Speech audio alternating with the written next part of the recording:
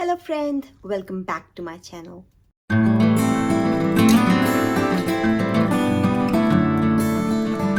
हम मसीहों को जिस एक बात के लिए हर मर्तबा चैलेंज किया जाता है वो है यीशु मसीह की अल्लोहियत। क्या यीशु मसीह अपने आप को खुदा कहता है? तनकीद करने वाले अब इस पॉइंट पर पहुंच चुके हैं कि उन्हें क्रिश्चियंस के दावों का जो वो यूहन्ना की अंजील में से करते हैं जवाब देना मुश्किल होता जा रहा है। तो अक्सर हमें ये सुनने को मिलता है कि यूहन्ना की अंजील तो बहुत देर बाद लिखी गई और इसके अंदर चेंजेस हुई, रसूलों ने अपनी तरफ से कहानियां घड़ी, तो यूहन्ना की अंजील में जो कहा जा रहा है उस पर तो यकीन नहीं किया जा सकता। आप अगर मत्ती, मरकस, लूका की अंजीलों में पढ़ें तो यीशु मसीह अपने खुदा होने का दावा नहीं कर रहा। लेकिन क्या ये सच है? मरकस की अंजील माना जाता है कि ये अंजील सबसे पहले लिखी गई थी। आज हम मरकस की अंजील में देखेंगे कि किस तरह खुदावन यीशु मसीह है हर बाब में दिखा रहा है कि वो खुदा का बेटा है, वो खुद खुदा है। ये वीडियो बहुत ज्यादा एक्साइटिंग होने वाली है, तो अब टाइम वेस्ट किए बगैर लेट्स डाइव इन। हम पहले चैप्टर से स्टार्ट करते हैं। मरकस की अंजील उसका पहला बाब, और अगर आप पहली आयत से पढ़ना शुरू करते हैं वहाँ लिखा हुआ है, जैसा यसाया की किताब में लिखा है कि देख मैं अपना पैगंबर तेरे आगे भेजता हूँ जो तेरी राह तैयार करेगा। फिर 3 आयत में लिखा हुआ है, बियाबान में पुकारने वाले की आवाज आती है, खुदावन की राह तैयार करो, उसके रास्ते सीधे बनाओ। यहाँ जिस पैगंबर की बात हो रही है वो है यूहन्ना बपतिस्मा देने वाला। और यूहन्ना बपतिस्मा देने वाला किसकी राह तैयार कर रहा है? खुदावन की। ये आयत यसाया नबी के सहीफे में से ली गई है। यसाया उसका 40 बाब और 3 आयत में लिखा हुआ है कि खुदावन यानी यहोवा की राह तैयार करो। वहाँ पर हिब्रू के अंदर जो लफ्ज यूज हुआ है वो यहोवा है। यहाँ यूहन्ना बपतिस्मा देने वाला किसकी राह तैयार कर रहा है? यहोवा की। फिर दूसरे बाब में अगर आप पहली आयत से पढ़ो तो वहाँ लिखा हुआ है कि किस तरह से लोग एक मफलूज आदमी को यीशु मसीह के पास लेकर आते हैं। 5वें आयत में लिखा हुआ है, यीशु ने उनका ईमान देखकर मफलूज से कहा, बेटा तेरे गुनाह माफ हुए। 6ठी आयत में लिखा हुआ है, मगर वहाँ बास फक्की जो बैठे थे वो अपने दिलों में सोचने लगे कि ये क्यों ऐसा कहता है, कुफर बकता है, खुदा के सिवा गुनाह कौन माफ कर सकता है। और फिलफोर यीशु ने अपनी रूह से मालूम करके कि वो अपने दिल में यूं सोचते हैं, उनसे कहा, तुम क्यों अपने दिलों में ये बातें सोचते हो? आसान क्या है, मफलूज से ये कहना कि तेरे गुनाह माफ हुए, या ये कहना कि उठ और अपनी चारपाई उठाकर चल फिर? लेकिन इसलिए कि तुम जानो कि इब्ने आदम को जमीन पर गुनाह माफ करने का इख्तियार है। उसने मफलूज से कहा, मैं तो इससे कहता हूँ, उठ अपनी चारपाई उठाकर अपने घर चला जा। तो आप यहाँ पर देख सकते हैं कि यीशु के पास गुनाह माफ करने का इख्तियार है। और फक्की और फरीसी अपने दिलों में कह रहे थे कि ये कुफर बकता है क्योंकि सिवाय खुदा के कोई गुनाह माफ नहीं कर सकता। उन्हें समझ आ रही थी कि यीशु मसीह अपने खुदा होने का चैलेंज कर रहा है, और वहाँ यीशु उन्हें करेक्ट करने की कोशिश नहीं करता कि नहीं आपको गलत फहमी हो रही है, मैं अपने आप को खुदा नहीं कह रहा। बल्कि वो क्या कहता है? वो कहता है कि आसान क्या है, ये कहना कि अपनी चारपाई उठा और चल पड़, या ये कहना कि तेरे गुनाह माफ हुए। उसका कहने का मकसद ये था कि मैं दोनों कर सकता हूँ, मेरे पास इख्तियार है कि मैं उसे बोलूं कि उठ, खड़ा हो, चल पड़, लेकिन ताकि तुम देखो कि मेरे पास इख्तियार है माफ करने का, इसलिए मैं से ये कहता हूँ कि तेरे गुनाह माफ हुए। यीशु वहाँ पर उन्हें दिखाने के लिए ये कह रहा था कि मेरे पास माफ करने का इख्तियार है, क्योंकि मैं खुदा का बेटा हूँ, उसमें से निकला हुआ, मैं यहोवा हूँ। मरकस की अंजील 3 बाब और उसकी 11 आयत में लिखा हुआ है, और नापाक रूहें जब उसे देखती थी तो उसके आगे गिर पड़ती और पुकार कर कहती थी कि तू खुदा का बेटा है। वो उसके सामने घुटने टेक लेती थी, वो उसके सामने गिर जाती थी और पुकार उठती थी कि तू खुदा का बेटा है। अब कुछ लोग कहते हैं कि खुदा ने बहुत सारे लोगों को अपने बेटे और बेटियां कहा है, पूरे बनी इसराइल उसके बेटे और बेटियां ही थे, तो फिर ये बदरूहें उनके सामने क्यों नहीं गिरती थी? ये बदरूहें अपने घुटने उनके सामने क्यों नहीं टेकती थी? اس لیے کہ یہ لقب خدا کا بیٹا جب خداوند یسوع مسیح یوز کر رہا ہے تو وہ یہ کہہ رہا ہے کہ میں اس میں سے نکلا ہوں۔ اس کا باپ دنیاوی باپ نہیں تھا، اس کا باپ خدا تھا، اور وہ خدا کا بیٹا خود خدا ہے۔ اور پھر 3 باب کی 27 آیت میں لکھا ہوا ہے، لیکن کوئی آدمی کسی زور آور کے گھر میں گھس کر اس کے اسباب کو لوٹ نہیں سکتا جب تک وہ پہلے اس زور آور کو نہ باندھ لے۔ یہاں پر یسوع مسیح یہ بتا رہا ہے کہ زور آور شیطان ہے، لوسیفر ہے، اور خداوند یسوع مسیح کے پاس اختیار ہے اس کو باندھنے کا۔ یہ اختیار سوائے خدا کے اور کسی کے پاس نہیں ہے۔ یہ یہودی جانتے تھے جن سے وہ مخاطب تھا۔ مرکز کی انجیل 4 باب اور اس کی 38 آیت میں لکھا ہوا ہے، اور وہ خود پیچھے کی طرف گدی پر سو رہا تھا، پس انہوں نے اسے جگا کر کہا، اے استاد، کیا تجھے فکر نہیں کہ ہم ہلاک ہوئے جاتے ہیں؟ اس نے اٹھ کر ہوا کو ڈانٹا اور پانی سے کہا، ساکت ہو، تھم جا۔ پس ہوا بند ہو گئی اور بڑا امن ہو گیا۔ پھر ان سے کہا، تم کیوں ڈرتے ہو؟ اب تک ایمان نہیں رکھتے؟ اور وہ نہایت ڈر گئے اور آپس میں کہنے لگے، یہ کون ہے کہ ہوا اور پانی بھی اس کا حکم مانتے ہیں؟ اگر وہ صرف ایک نبی تھا تو شاگرد یہاں پر کیوں ڈر رہے تھے؟ انہیں کیا نظر آ رہا تھا؟ انہیں یہوہ نظر آ رہا تھا، کیونکہ وہ جانتے تھے ہوا اور طوفانوں کو اس طرح ڈانٹ کر تھمانے کا اختیار یہوہ کے پاس ہے۔ کیونکہ ہم پڑھتے ہیں کہ زبور 107 اور اس کی 28 اور 29 آیت میں یوں لکھا ہوا ہے، تب وہ اپنی مصیبت میں یہوہ سے فریاد کرتے ہیں اور وہ ان کو ان کے دکھوں سے رہائی بخشتا ہے۔ وہ آندھی کو تھما دیتا ہے اور لہریں موقوف ہو جاتی ہیں۔ اور جب یہ نظارہ شاگرد دیکھ رہے ہوتے ہیں کہ وہ اٹھتا ہے اور آندھی اور لہروں کو ڈانٹتا ہے اور وہ تھم جاتی ہیں، تو وہ بھی گھبرا جاتے ہیں کہ یہ کون ہے؟ یہ ایک عام انسان نہیں ہے، کیونکہ یہ کرنے کا اختیار صرف یہوہ کے پاس ہے۔ مرکز کی انجیل اس کا 5واں باب، اور اگر ہم 40ویں آیت سے پڑھتے ہیں تو وہاں لکھا ہوا ہے، وہ اس پر ہنسنے لگے، لیکن وہ سب کو نکال کر لڑکی کے ماں باپ کو اور اپنے ساتھیوں کو لے کر جہاں لڑکی پڑی تھی اندر گیا، اور لڑکی کا ہاتھ پکڑ کر اس سے کہا، تالیتا کومی، جس کا ترجمہ ہے، اے لڑکی میں تجھ سے کہتا ہوں اٹھ۔ وہ لڑکی فی الفور اٹھ کر چلنے پھرنے لگ گئی۔ یہاں آپ دیکھ سکتے ہو کہ یسوع مسیح پورے اختیار کے ساتھ اسے کہتا ہے کہ اٹھ۔ ہم پرانے عہد نامے میں دیکھتے ہیں کہ ایلائشا بیوہ عورت کے مرے ہوئے لڑکے کے لیے خداوند یہوہ سے گڑ گڑا کر دعا کرتا ہے۔ وہ یہوہ سے مانگتا ہے کہ اس بچے کو پھر سے زندگی دے، لیکن یسوع مسیح پورے اختیار کے ساتھ اس لڑکی کا ہاتھ پکڑ کر کہتا ہے اٹھ، اور وہ اٹھ جاتی ہے۔ مرکز کی انجیل اس کا 6 باب اس کی 48 آیت 48 آیت میں لکھا ہوا ہے، رات کے پچھلے پہر کے قریب وہ جھیل پر چلتا ہوا ان کے پاس آیا، تو وہ پانیوں پہ چل رہا ہے، وہ جھیل پر چل رہا ہے۔ اور اس آیت کا ایگزیکٹ پیرالل ہمیں کہاں ملتا ہے؟ ایوب کی کتاب 9 باب اور اس کی 8 آیت میں لکھا ہوا ہے، وہ یعنی یہوہ آسمانوں کو اکیلا تان دیتا ہے اور سمندر کی لہروں پر چلتا ہے۔ واو! کون ہے جو سمندر کی لہروں پر چلتا ہے؟ یہوہ۔ مرکز کی انجیل کا 7 باب اور اگر اس کی 31 آیت سے آپ پڑھو گے تو وہاں لکھا ہوا ہے کہ یسوع کے پاس وہ ایک گونگے اور بہرے کو لے کر آتے ہیں، اور وہ اس گونگے اور بہرے کو شفا دیتا ہے، اور اسے ہی نہیں، وہ کئی گونگے اور بہرے لوگوں کو شفا دیتا ہے۔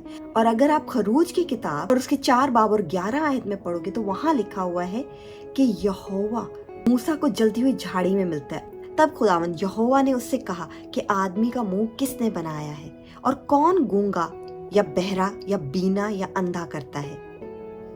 کیا میں ہی جو خداوند ہوں نہیں کرتا؟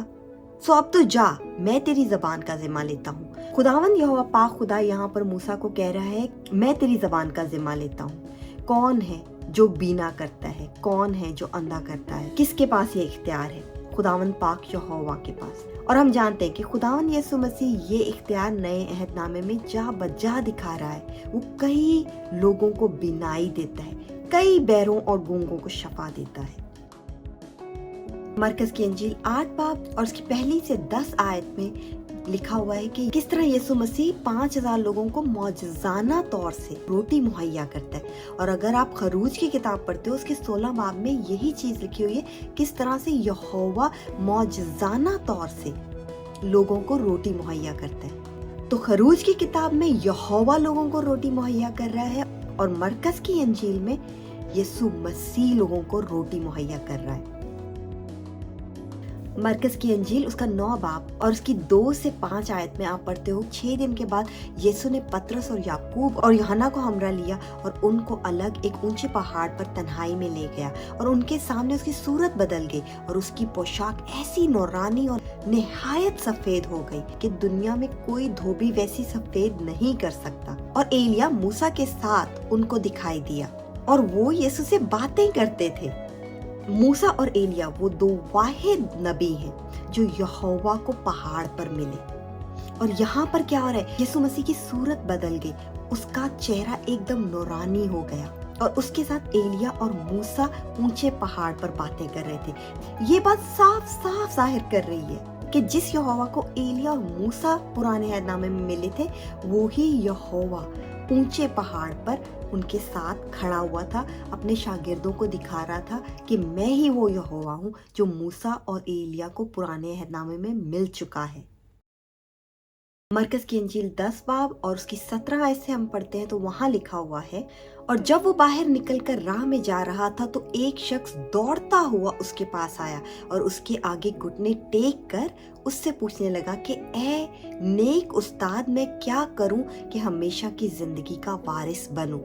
तो यहाँ पर आप देखोगे कि सबसे पहले वो यीशु मसीह के आगे घुटने टेक रहा है। यीशु से नहीं कह रहा कि मेरे आगे मत झुक, मेरे आगे घुटने मत टेक। और फिर वो उसे कह रहे कि ए नेक उस्ताद, यानी कि गुड टीचर। तो यीशु से कहता है तू मुझे नेक क्यों कह रहा है, नेक तो सिर्फ खुदा है। अब वो उसे ये नहीं कह रहा कि मुझे नेक मत बोल, नेक तो सिर्फ खुदा है। वो उससे सवाल कर रहा है तू मुझे नेक क्यों कह रहा है। ये कहकर यीशु से सोचने पर मजबूर कर रहा है कि देख तो क्या कह रहा है, तू नेक कहकर मुझे खुदा से मिला रहा है।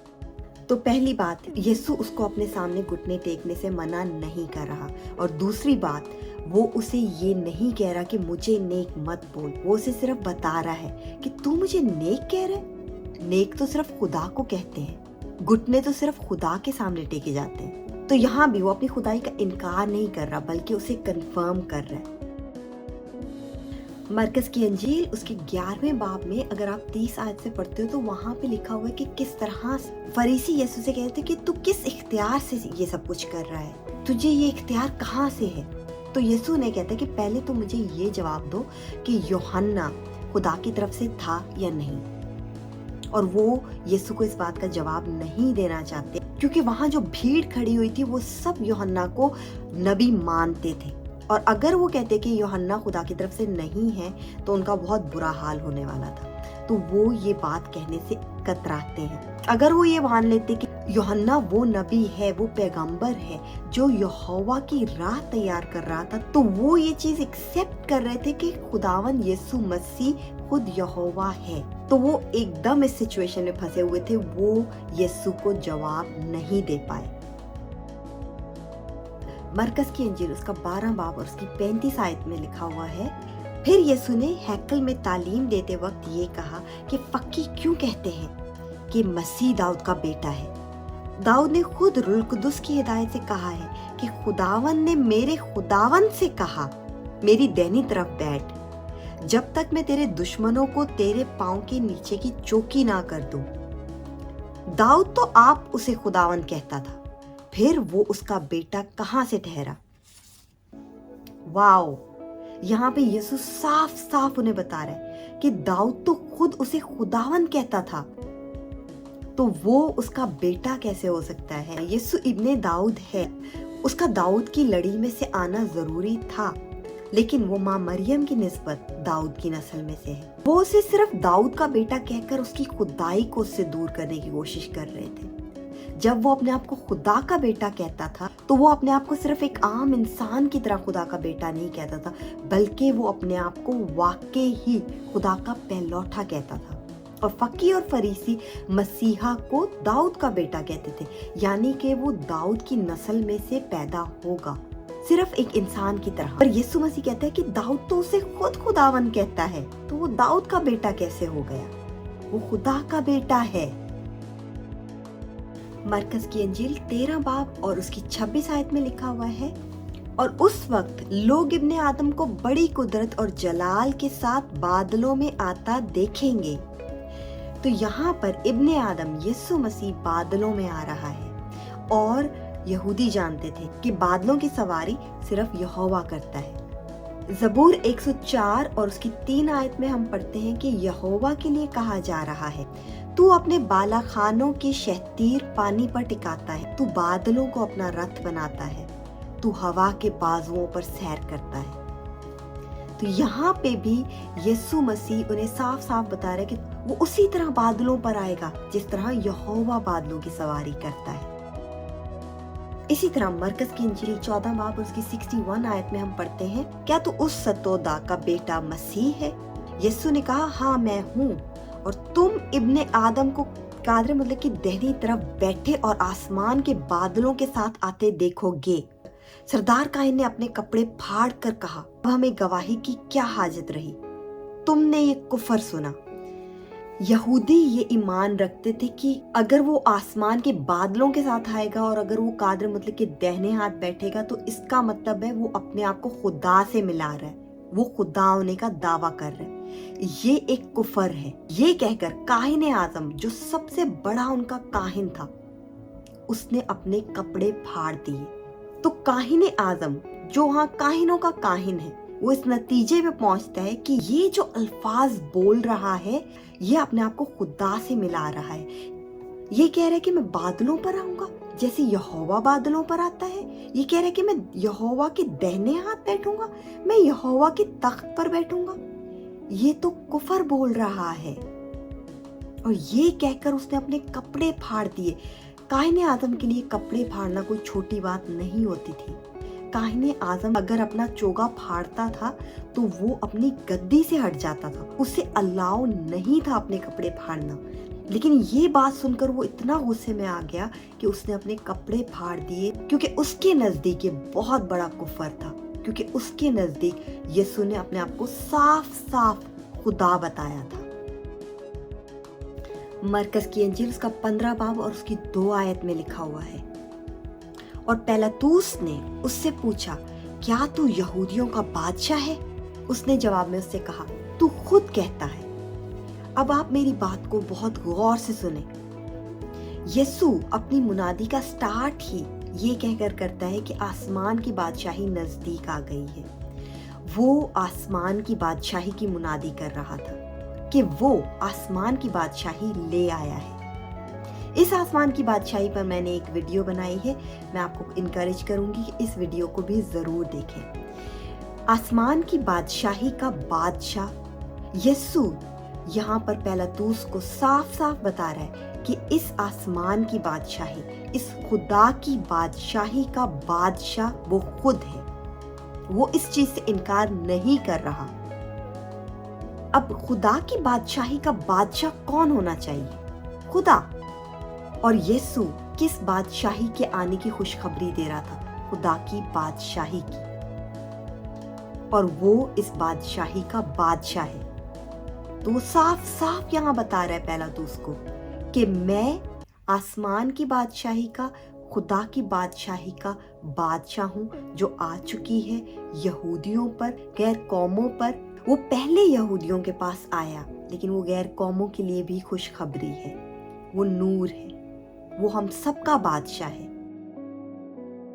मरकस की इंजील का 16 बाब और उसकी 15 आयत से जब हम पढ़ते हैं, वहां लिखा हुआ है, और उसने उनसे कहा कि तुम तमाम दुनिया में जाकर सारी खल्क के सामने अंजील की मुनादी करो।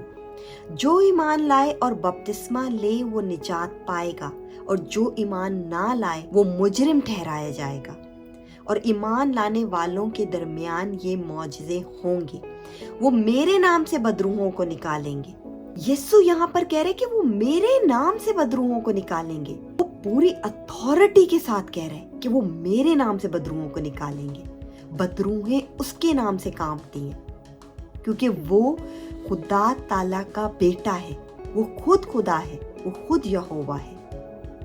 और उसके नाम से बदरूहें थरथराती और कांपती हैं, उसके सामने घुटने टेकती हैं, उसके सामने गिरती हैं।